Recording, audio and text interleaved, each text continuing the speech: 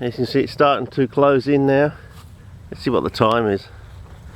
Usually about 4 o'clock in about the third week of August, but we're in only early June now, or about middle of June. What was it? Nearly 4 o'clock. If you're here about the third week of August, about this time, the light is like orange, and almost the whole sky can go grey sometimes. It can be a bit windy, and it really is eerie. But it's a good sort of, if as long as you're safe, it's a good sort of eerie. If you're not safe, like you don't know what you're doing in the bush, then it can be quite scary, because you think you're going to get lost, because you lose all track of your bearings.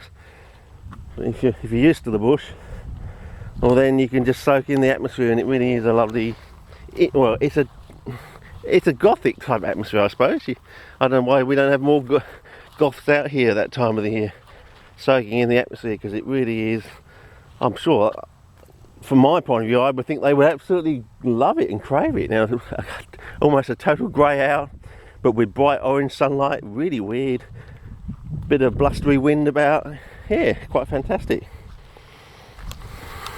And this is strange. Look how heaty this is, and yet look how high we are up here. It's almost like we have a bog on a hill, almost like a Pockeson sort of arrangement, as they say. Bog on a hill. Very unusual. How do you get a bog on a hill if it's not spring fed? Very unusual. Look how, and we haven't even had our rains yet. You can see, look at the soil there. It's thoroughly damp. Look at that. Sort of clay silt, a bit of sand in it. Yeah, thoroughly damp, and yet we're on almost like a giant mound in a way. How do you explain that? I mean, everything should be running off going down there, so how come it's so damp here? Maybe I can find some damper spots. Actually find some pools of water on the top of a hill. That'd be rather interesting.